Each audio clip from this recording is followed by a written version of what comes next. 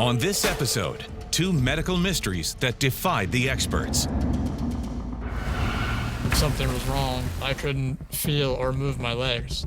You know, watching your son hooked up to 1 million tubes and watching his body disintegrate, how do you explain that? I just wanted to be normal.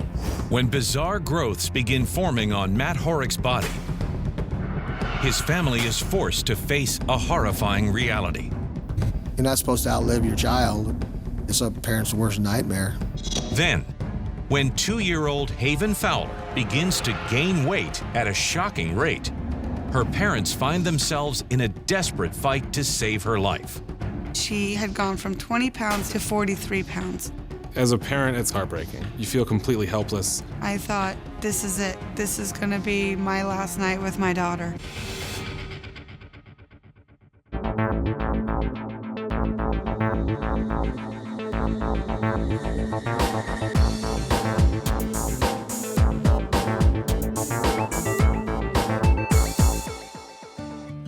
In the spring of 1989, Matt Horick was a fun-loving 7-year-old enjoying every minute of his childhood in Point Reyes, California. Matthew was very active,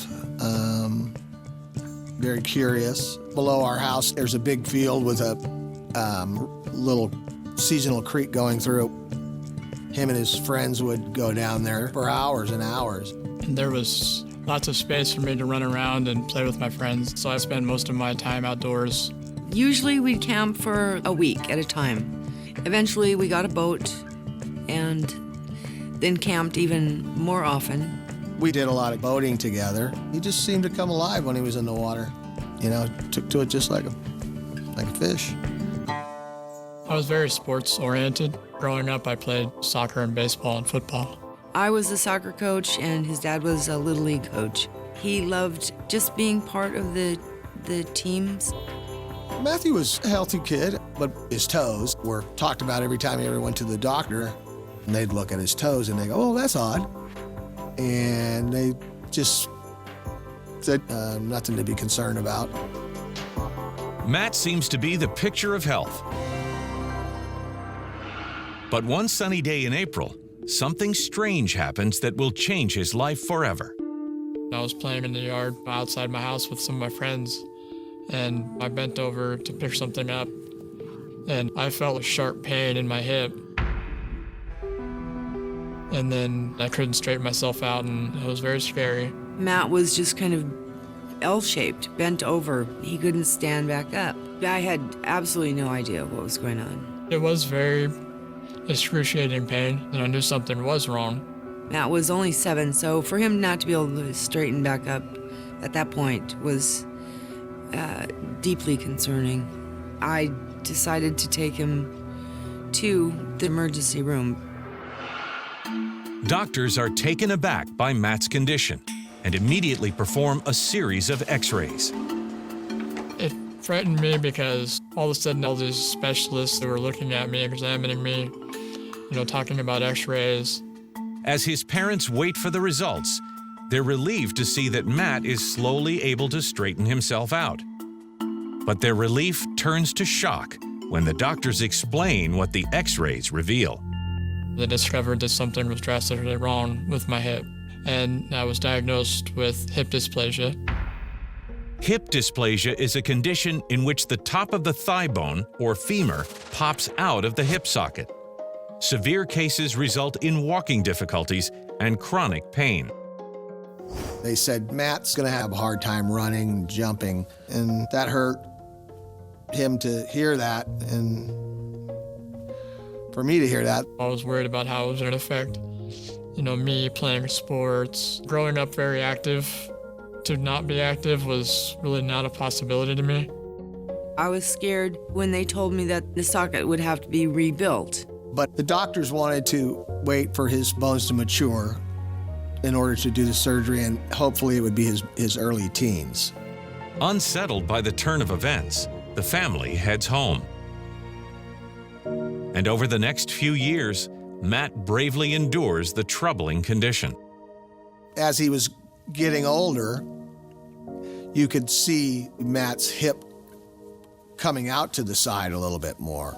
and his limp was getting more prominent. And it hurt as a parent to see that happen. Matt was stiff a lot through the hips, and he couldn't run. And he definitely had a short stride when he walked. I had limited movement in my hips, but it felt like bone grinding on bone. Sometimes the pain was so severe, it would shoot through my entire body. I remember being very frustrated because I wanted to be active, but I couldn't. At that age, it was very devastating. Then, to make matters worse, Matt's home life soon takes an overwhelming emotional turn. When Matt turned 12, his mother and I divorced. Matt's mother and I just had differences that we couldn't reconcile, so we just had to split and go our own ways. I knew that they weren't getting along, but we were always very close as a family.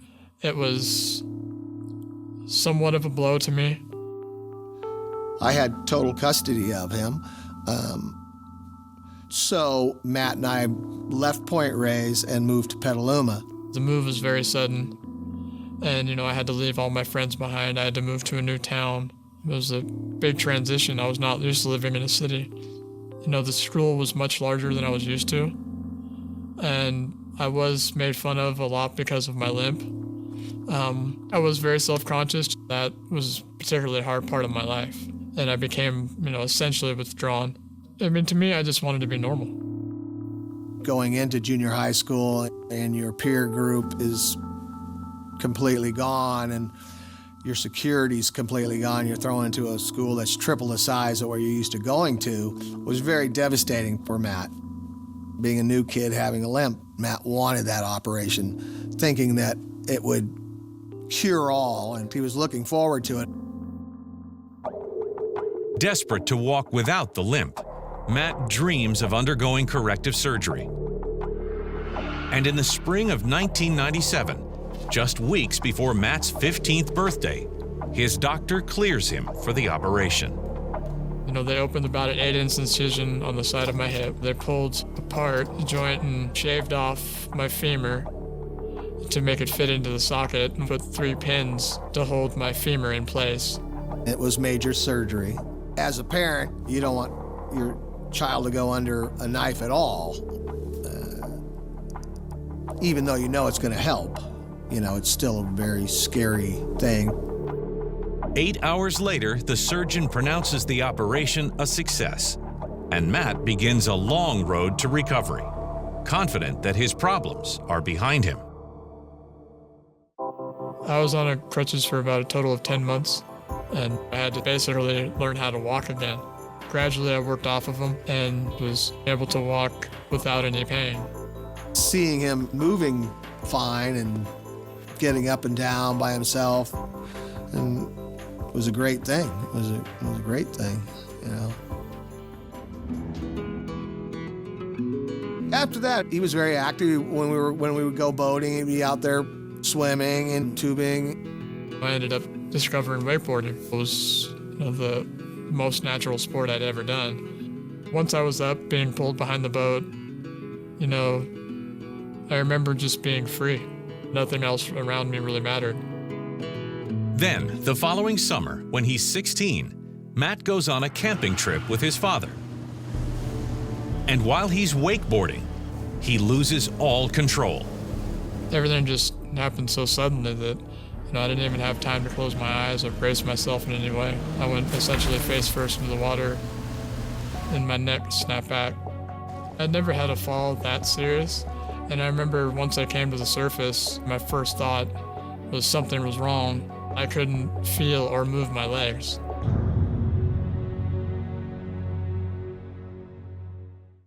While on a camping trip with his father, Brian, 16-year-old Matt Horick has just had a terrifying high-speed accident on his wakeboard. And now he can't feel his legs. I turned around and he was yelling, "Get me out of the water, get me out of the water." My dad had to pull me into the boat because I couldn't lift myself into the boat. From my neck down, my whole body was hurting and tingly, and it was just any kind of movement I did, was shooting pain all the way through my body. I was concerned, so I asked him if he wanted to go to the doctors, and he said no. It was just sore. So we decided to wait and see if it had felt better. By the time they get back to camp, Matt is able to walk on his own.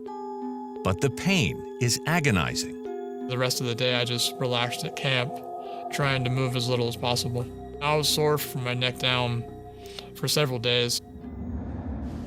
But a week later, when Matt's mother is visiting, she's stunned by a bizarre change in her son's body. We were unloading camping supplies in my driveway, and it was a hot day, so I had my shirt off. And I remember moving stuff back and forth from the car. She came rushing up, told me to turn around. There was a protrusion close to his spine. It was a hard lump on his back that was not normal. She told me that there was one large bump stretching from both of my shoulders into my mid-back. We both kind of stood there confused.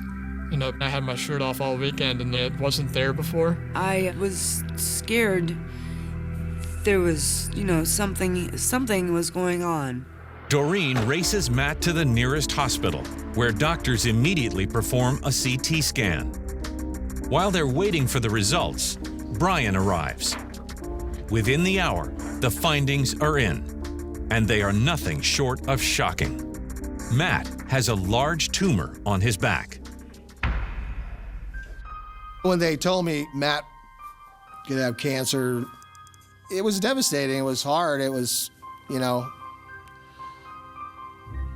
painful. You're not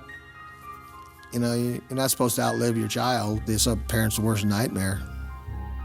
My first reaction was disbelief. Everything was happening so suddenly. I was afraid. With no time to waste, Matt is transferred to the oncology department, where Dr. Kenneth Leung takes over his case. When I first walked in, I examined him, and then I noticed a mass in his back. It was rock hard, cannot be moved. Our first thought in something just came on that quickly is cancer. In order to make a correct diagnosis, we have to do a needle biopsy on the mass. The results turn Matt's case on its head. Based on the pathology, there was no evidence of cancer. The pathologic diagnosis was fibromatosis. Fibromatosis is a condition in which benign tumors develop. They may cause vital organs to malfunction. Once I was told that this is what it was, I felt a little bit of relief because I knew how to treat it. We started his chemotherapy, and we expected his tumor to slow down or actually disappear with the chemotherapy. Watching your son hooked up to 1 million tubes and having him pumped full of chemicals and watching his body disintegrate and his hair fall out. It was hard because it's totally out of your hands. It's in the doctors and it's in the Almighty's, and you don't have anything to do about it except be there for him and make sure he's comfortable. But after 6 long weeks of treatment, the tumor has not decreased in size. And when Dr. Leung performs another CT scan, he is amazed by what's happening in Matt's body. We couldn't believe there were 2 big muscles along his spine that were becoming bone-like structures. The soft tissues of Matt's muscles are ossifying, actually transforming into bone. It is not in the normal progression of fibromatosis. We have to go back to the literature and do some research. They started to second guess their initial diagnosis. That was the scariest part to me, not knowing what it was. After poring over the medical literature, Dr. Leung comes across a condition that just might explain Matt's bizarre symptoms. However, most patients have an odd defect. To confirm his hunch, he has to check one last thing. When I examined Matt's toes, they were abnormal. His toes almost looked like an L shape, which was a hallmark of this condition. We're very confident that Matt had fibrodysplasia ossificans progressiva, or FOP. Fibrodysplasia ossificans progressiva, or FOP, is one of the most disabling genetic conditions known to medicine. In healthy individuals, genetic signals instruct the body when and where to form bone.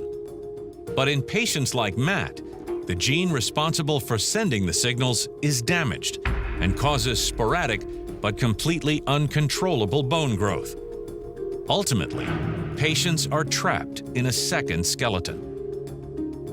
FOP is a progressive ossification of your soft tissues. Dr. Leung explains that the first sign of Matt's disease was visible at birth.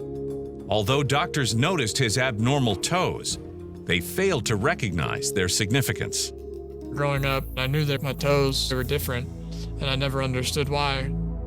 But it was all too clear that Matt had a skeletal problem when his thigh bone, or femur, popped out of his hip socket. Many patients with FOP are born with shortening of the femoral head. This abnormal bone formation is just another part of this genetic mutation of FOP. While Dr. Leung suspects that Matt's FOP was dormant for a while, the violent wakeboarding accident sent the disease into overdrive. FOP can flare up at any time at any age of a patient, but ossification most commonly is preceded by some kind of trauma to soft or connective tissues. It is very possible that the accident that Matt had in the lake set off the lump in his back. Little did Matt know that the sport he loved could leave him incapacitated. Every accident or fall would have made his disease irreversibly worse. Any trauma can cause flare-up of their condition. We suggest the patient to avoid trauma at all costs. But while Matt can limit his activities, the terrible reality is that as the deadly disease progresses, it will slowly trap him inside his body. Patients eventually get more and more ossification around the rib cage that will limit their ability to take deep breath. Because their chests cannot properly expand, most patients' hearts and lungs begin to fail. Just hearing him say that, it was just too hard to comprehend and put it all together right off the bat. Unfortunately, there is no cure for FOP, and there is no specific treatment for FOP other than anti-inflammatory medications for some pain relief. To find out there's no cure, that broke my heart. You know, there's no possible way you can work this out. It's just a whole feeling of helplessness. You can't do anything about it.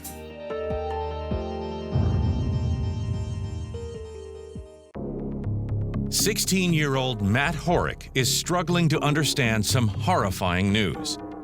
He has just learned he is suffering from FOP, an extremely rare, crippling, and often fatal disorder. His body is essentially growing a second skeleton. Even though I was somewhat relieved that we finally found out what it was equally as painful to learn that it would get worse with time, and that, for fear of progressing the disease, my active lifestyle was over for good. Over the next year, Matt bravely does his best to accept his physical limitations, and anti-inflammatories ease his pain. But excess bone continues to form in his back. My back started to become bent. It was very uncomfortable to walk. He was 6'1", 170 pounds, really healthy. And within 6 months, he was crippled over to about 5'8", about 120 pounds. As the Horricks struggle to come to terms with Matt's fate, they can't help but wonder why no doctor was able to put the pieces of the puzzle together sooner. FOP is very tricky to diagnose because it's extremely rare. There are only about 700 confirmed cases in the world, so most doctors will never see this in their lifetime. Also, in the early stages of FOP flare-up, these masses can look like fibromatosis. So 80 to 90% of patients with FOP are misdiagnosed initially. Today, Matt Horick is 28 years old and living a remarkably full life. Determined to help others deal with their own challenges, he's busy studying for a bachelor's degree in psychology. But more than anything, he relishes his family. In the years following my diagnosis, my dad ended up getting remarried to my stepmom, Nina, and having my sister, Danielle. The birth of my sister was extremely important to me, just being able to see her grow up and, spend time with her, going through that whole ordeal, make sure you appreciate those people that were there to support you. Took me a long time to figure out that there's different paths of life that you can travel, and that he's going to have to travel that path, less traveled. So he's taught me to look at life in a different way. Matt is my hero. He's been through a lot, and he has so much to offer in respect to giving other people hope. I try to appreciate the moment I'm in right now, and even though I know I may have a bad day, I just try to get through that day, and hopefully tomorrow will be better. Next, Misty and Chris Fowler find themselves in a desperate search for a doctor who can explain why their little girl is gaining weight at an alarming rate and experiencing horrifying hallucinations. In the fall of 1999, 24-year-old Misty Fowler was excited about starting a new job with an internet company in Maryland when she was introduced to the man of her dreams. Chris and I met at work. He was a web designer. I was an assistant to the president. Her boss said, "This is Misty, and she's small, but she's mighty." We just had a connection. It was very natural and kind of quick. We dated for 2 years before we got engaged. We both really enjoy the outdoors and spontaneous nature of heading in a direction and kind of seeing where that takes us.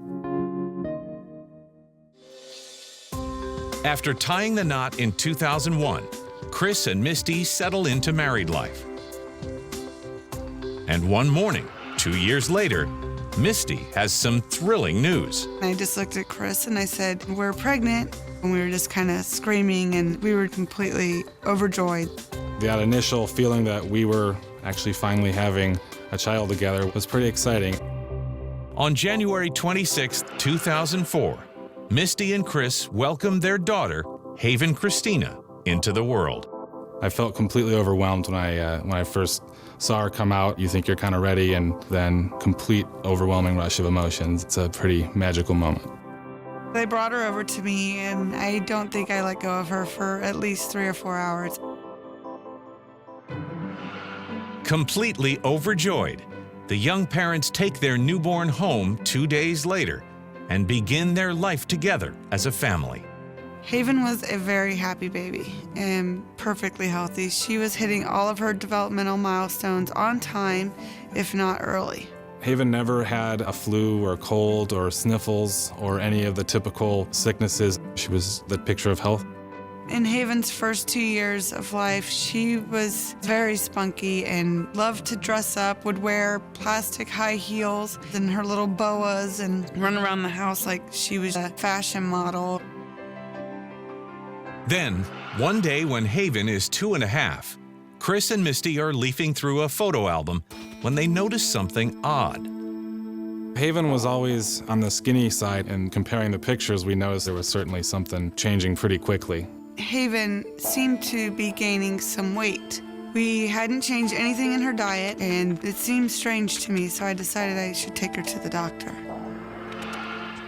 He put her up on the scale and weighed her, and she had gone from 20 pounds the previous month to 43 pounds now. I was shocked. Her pediatrician felt that this could be a thyroid problem, causing her hormones to fluctuate and ultimately cause her to gain weight. And he told us that he would like to run some blood tests and go from there.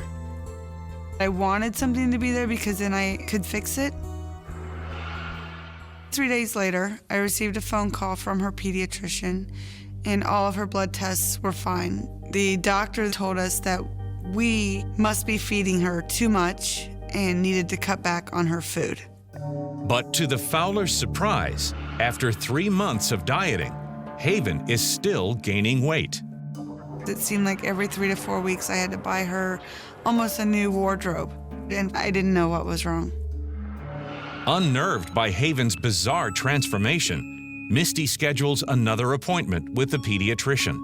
He put her up on the scale, and she had gained another 15 pounds.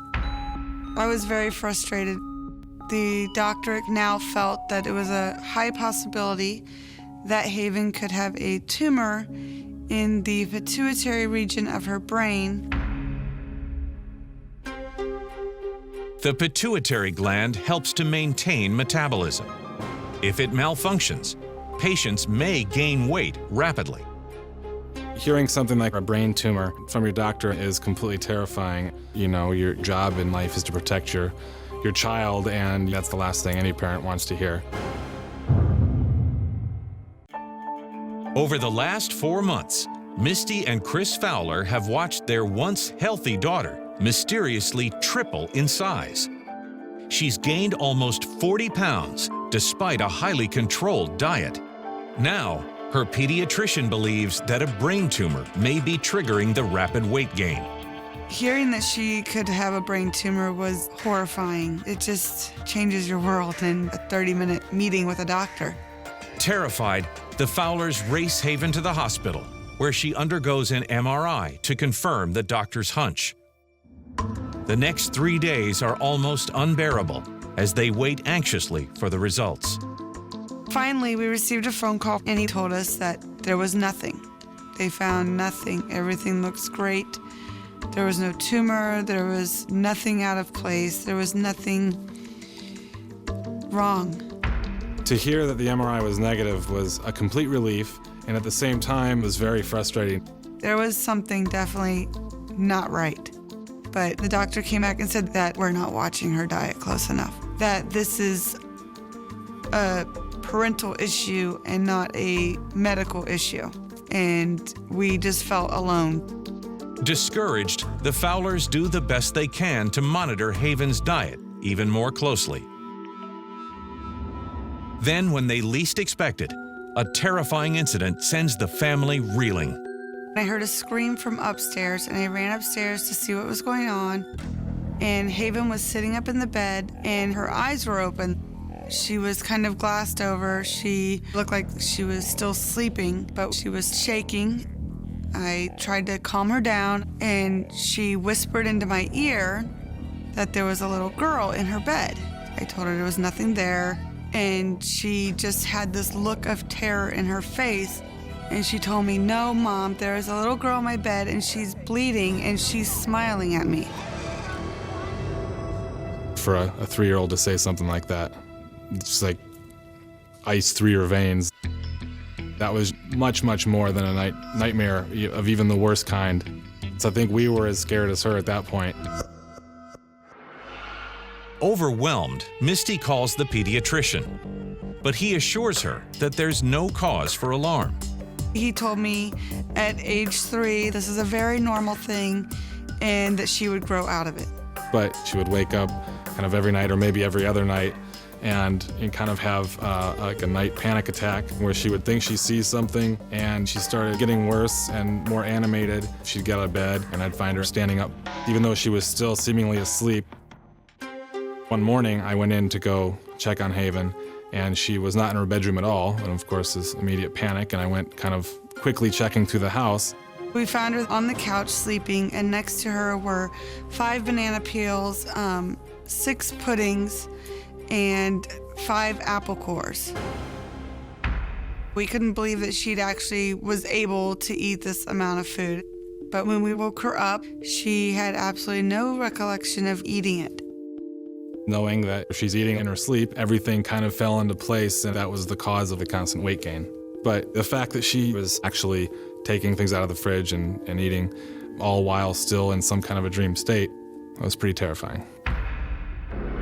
So we started coming up with our own ways to deal with her nightly behavior. It came to a point where we had to put a bungee cord around the refrigerator so that she couldn't get into the refrigerator and eat in her sleep. Eventually, I slept next to her on the floor, and I tied a ribbon from my wrist to her wrist so that if she did get up, she couldn't go far without me knowing and feeling the tug on my wrist. We would be taking turns kind of staying up on watch. It was very hard on both of us. We hadn't been sleeping now for 5 months. We were starting to argue more because we were both exhausted.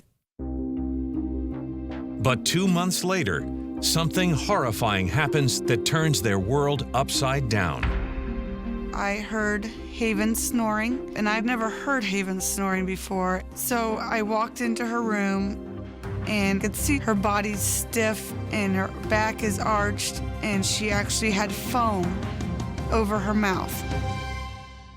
I heard Misty scream, and I ran upstairs and found Haven. I rolled her over, and her face was tense and clearly in distress. She wasn't sleeping. It was something completely different.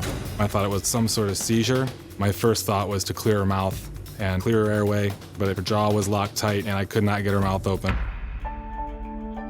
All of a sudden, I could see that she had actually stopped breathing. Instantly, I thought, this is it. She's gonna die. This is gonna be my last night with my daughter.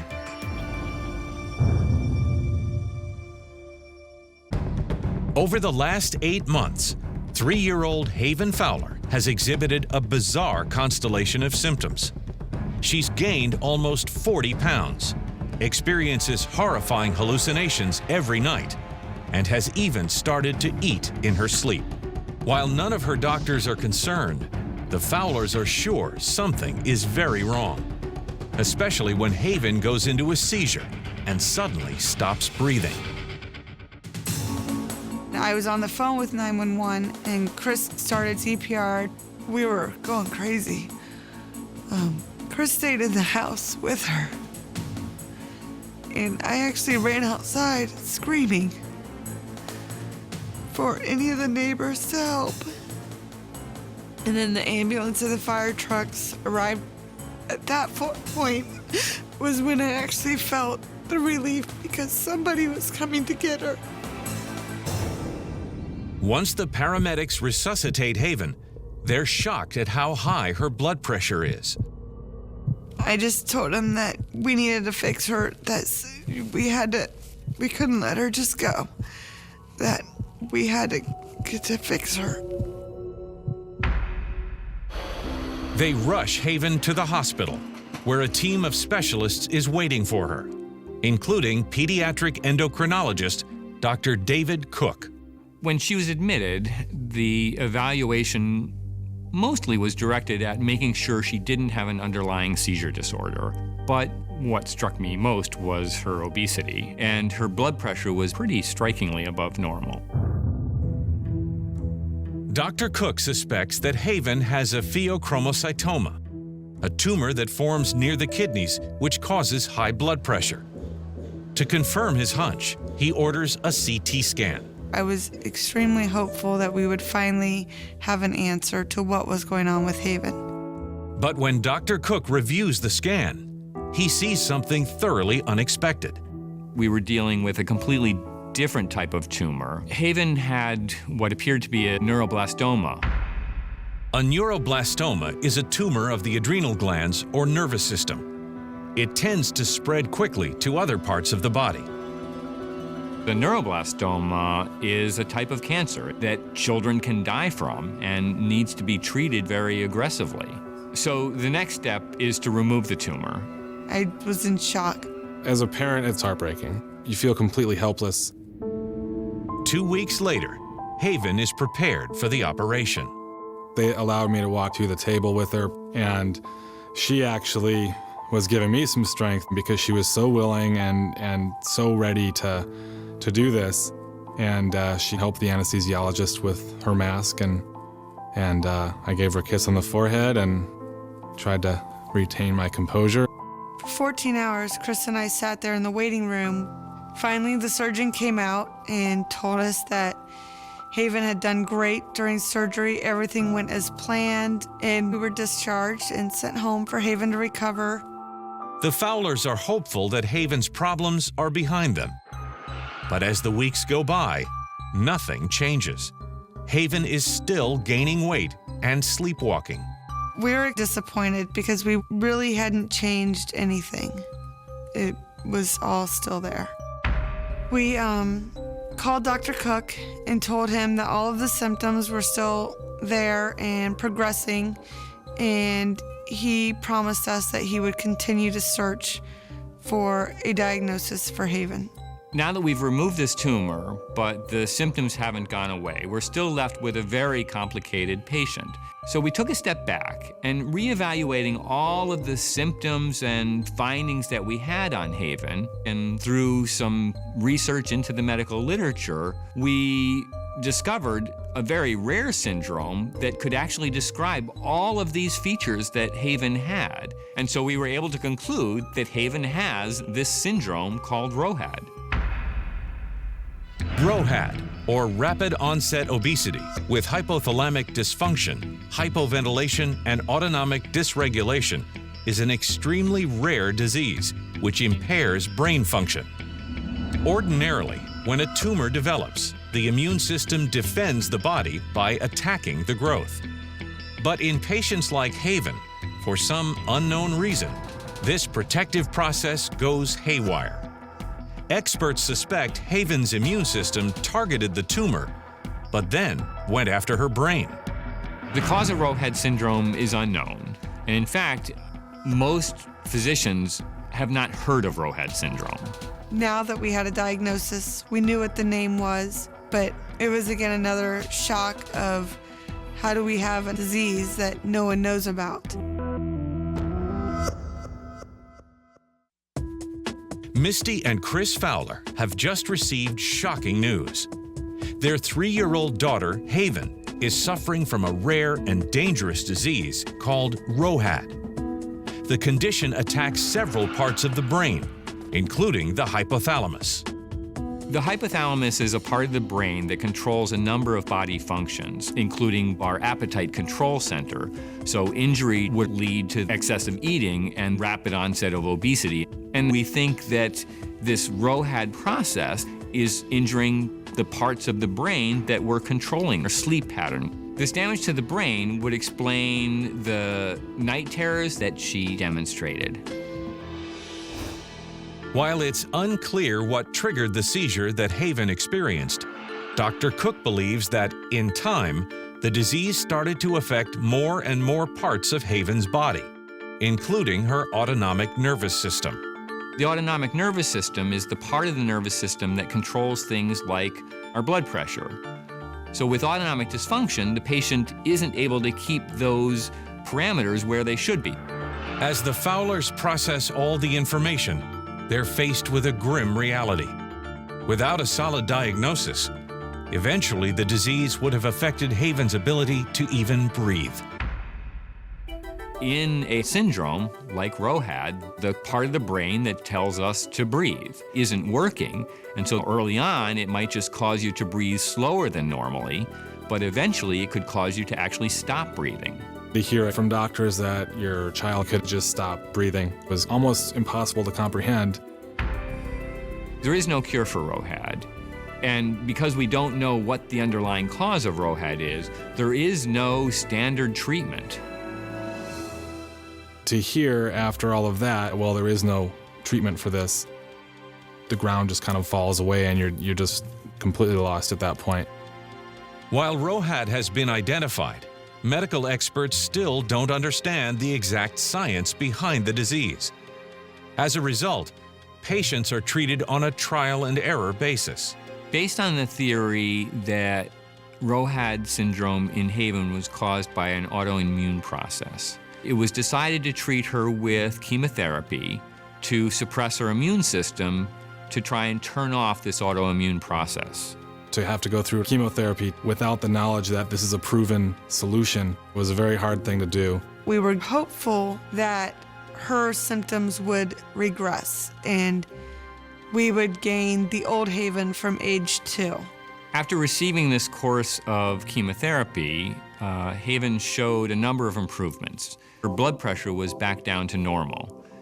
In addition, her weight appeared to stabilize. We don't know whether those improvements are temporary or whether they're permanent. We're cautiously optimistic that they're going to be long-lasting, but we will have to watch her over time. And while they are thrilled with Haven's recovery, Misty and Chris can't help but wonder why no other doctor was able to put the pieces of the puzzle together. ROHAD is very difficult to diagnose because it's so rare. There's only been about 50 cases ever described in the whole world's literature. In addition, the features of ROHAD syndrome are all seemingly unrelated, making it even more difficult to put them together into a single diagnosis. Today, Haven is back to loving life and head over heels about her new puppy. I have a dog named Easy, and she's a schnauzer. She barks at people, but she's a good snuggler. She's off of chemotherapy, and her condition seems to be in remission. We maintain a very strict diet still. Her weight is continually an issue, but at this point, if that's as bad as it's going to get, we'll be more than happy to deal with that. Haven is in 1st grade now, full-time, and not missing a beat. I'm happy that I'm at school because my friends are there. My favorite subject in school is art class. And when I grow up, I want to be a teacher. I just hope for her a happy life and not limited by anything. And finding this diagnosis, I think she's got every opportunity to make whatever dreams she has a reality.